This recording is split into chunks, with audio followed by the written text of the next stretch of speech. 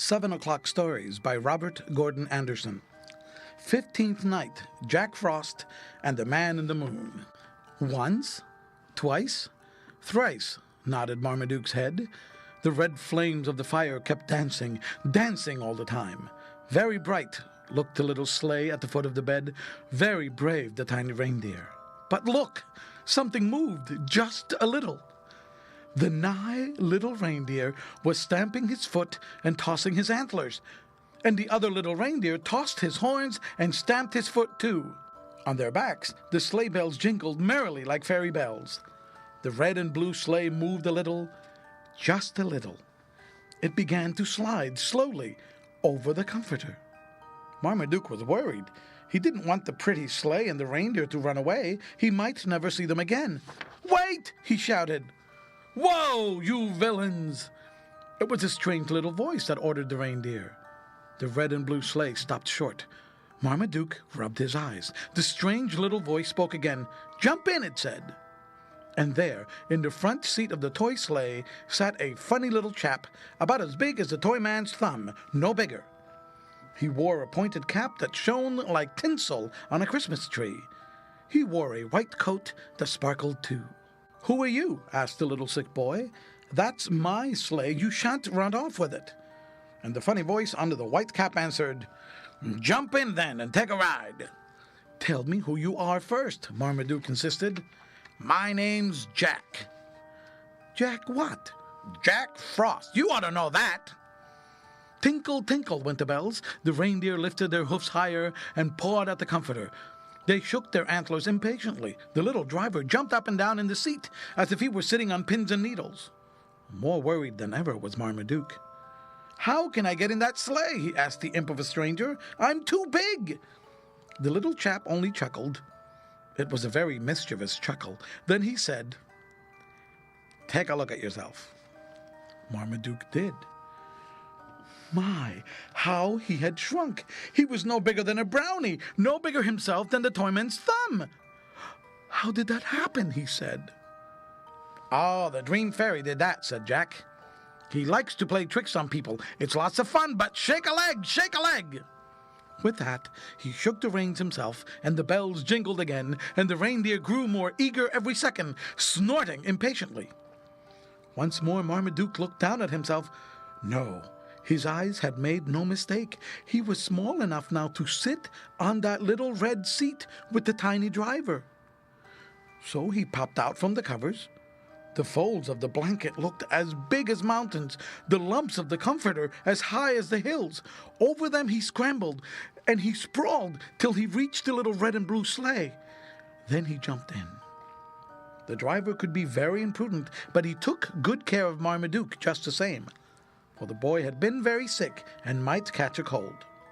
So Jack pulled the white robe over his passenger's knees and tucked him in all snug and warm. "Gee up! Gee up!" he called to the tiny reindeer. Marmaduke was frightened. What a horrible crash there would be when they slid from the high bed to the floor. But nothing like that happened at all. Away off the bed, over the bright rag carpet, and past the red fire, safely and swiftly they trotted. Below the window they paused.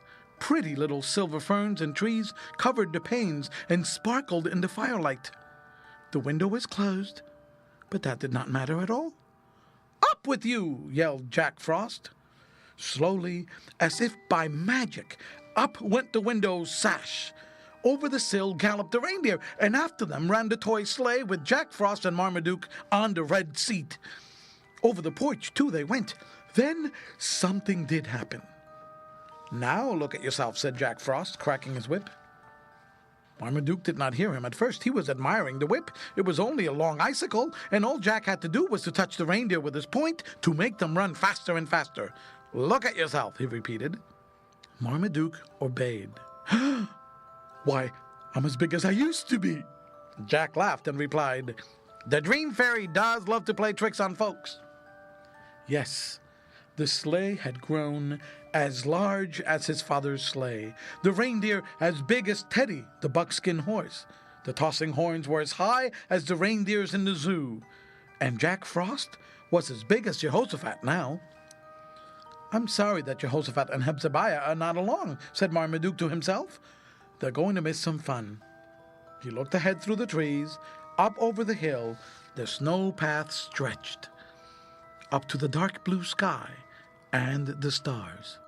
Millions of them there were, and they were all twinkle-winking at him. And the old man in the moon just over the hill kept winking at him too. Jack Frost turned to Marmaduke.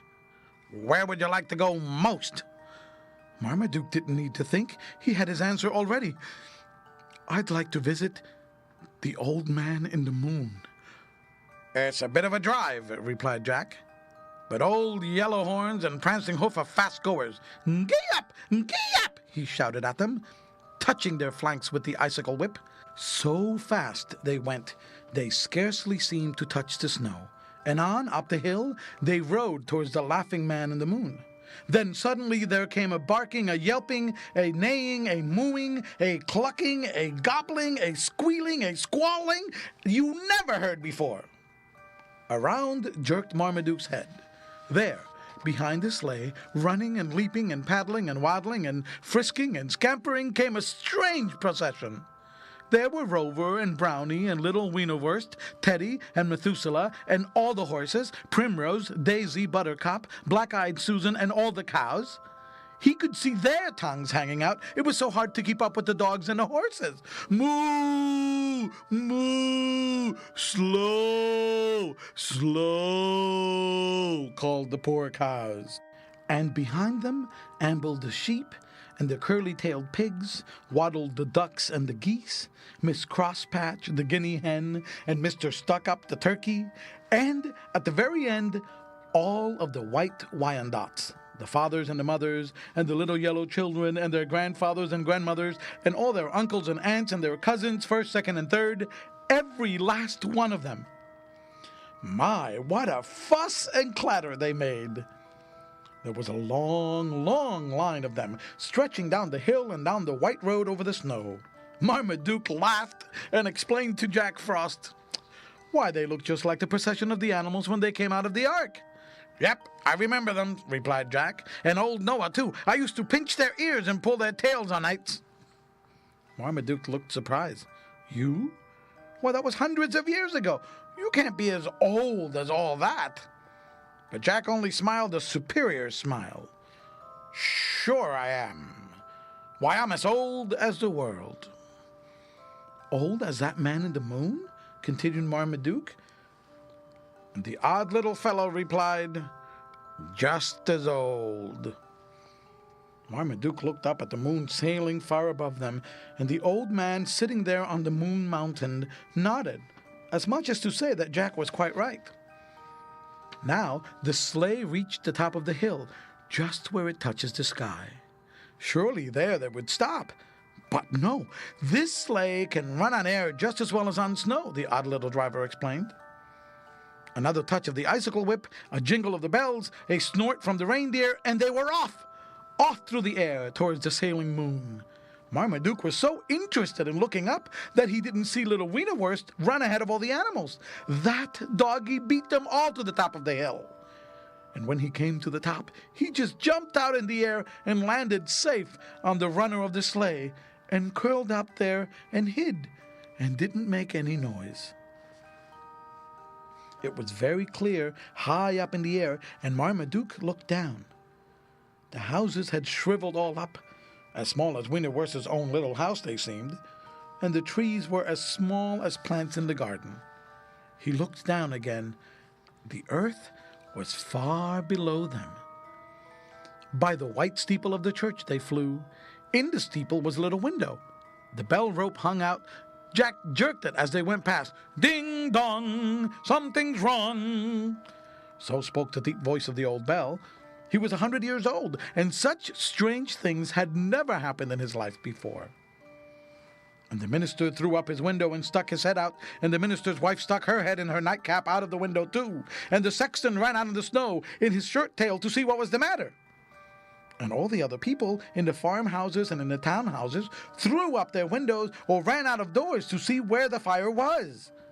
Then, after looking all around the houses and barns and the haystacks, they looked up at the sky and saw Marmaduke in the sleigh racing towards the moon.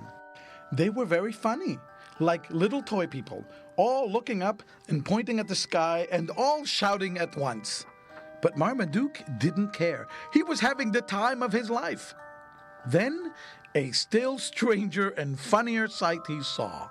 All the animals on top of the hill, the horses, the dogs, the cows, the sheep, the pigs, the ducks, the geese, the turkeys, and the white Wyandottes, all sitting on their haunches and barking or neighing or howling or squawking at Marmaduke, as on, up, and up he went, a-sailing through the sky.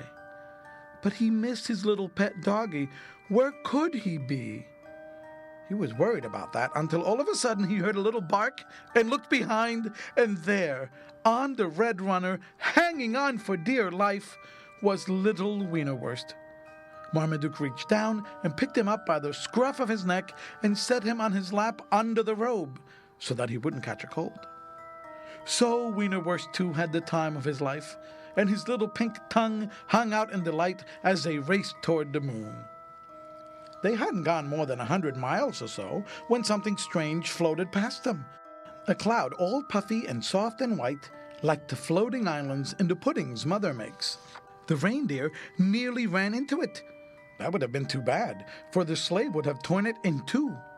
And as they passed, Marmaduke saw little baby angels lying there, curled up in the cloud, fast asleep, with their wings folded. A whole fleet of the clouds passed by, and there was only clean air ahead of them, they thought. But no. Bang! They had bumped into something high in the sky. Very careless, said Jack Frost as he pulled on the reins.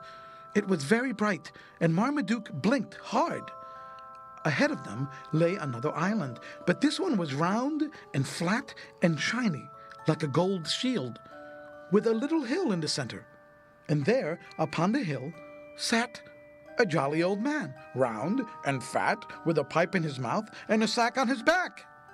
"Hello, old top," said Jack Frost. "Good evening, you mischief maker," replied the man in the moon. "What are you up to now?"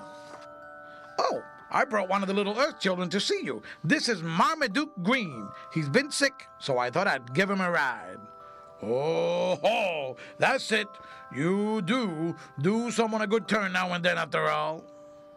Then the old man turned to Marmaduke. "Howdy," he said. "I hope you'll get better very soon." "Thank you," replied Marmaduke politely. He was so well brought up that he didn't forget his manners, even up high in the sky. "Well, here's something to play with when you get back to Earth," said the old man in the moon, and he reached his hand inside the sack on his back and pulled out a fistful of bright gold pennies. Oh, such a lot of them! Marmaduke reached for them, but alas, he was in too much of a hurry, and they spilled out of his hand and rolled right over the edge of the moon. Down, down, down through the sky they dropped, past the stars and the clouds, down, down, down to the earth. There were all the animals still on top of the hill, looking up at the moon, and one of the bright pennies landed on black-eyed Susan's nose. She was a timid old cow, and she was startled. And she was still more frightened at the howling, the barking, the squawking, which the animals set up, one and all. So frightened was she that she jumped. So hard did she jump that she leaped way over the hill and over the clouds and the stars. "There's that critter again," complained the man in the moon. On, with her tail spread out behind her and her legs sprawling in the sky, came old black-eyed Susan straight toward them. Jack Frost and Marmaduke jumped back. The old man in the moon moved a little too. They were afraid she would land on their toes. But she didn't. "She's still pretty chipper," observed the old man. "That's a great jump. Most beats the record." So it did, for she sailed right over them, coming down on the other side of the moon, hitting one poor little star on the way with her hoof, and putting out its light entirely. And down, down, old Susan fell till she hit the earth, and lay there panting and mooing so loud that the people on earth thought it was thunder and shut their windows tight for fear of the rain. "Well," said the old man in the moon, blowing clouds of smoke from his pipe, That's over. Now here's some more pennies. Be careful this time, he warned him. And from his sack he drew forth another great handful of gold pennies. How they did shine! But as Marmaduke reached for them, Jack Frost jiggled his elbow with his icicle whip, and again they rolled over the edge of the moon. And again Marmaduke was too eager. He ran after them, and Wienerwurst ran too. And when they reached the edge, they couldn't stop themselves at all. They were falling down, down through the sky. 100 somersaults they turned. Marmaduke tried to hold on to a cloud, but his hands went right through it. He tried to hold on to the stars, but he missed every one. Then suddenly, bang! Went his head against the church steeple, and all the stars danced. Then he woke. He looked around. Why, he was sitting up in the bed, his very own bed, by the red fire. It was just a trick of the dream fairies after all. But it was all right, for at the foot of the bed rested the little red and blue sleigh and the tiny reindeer, just as still could be.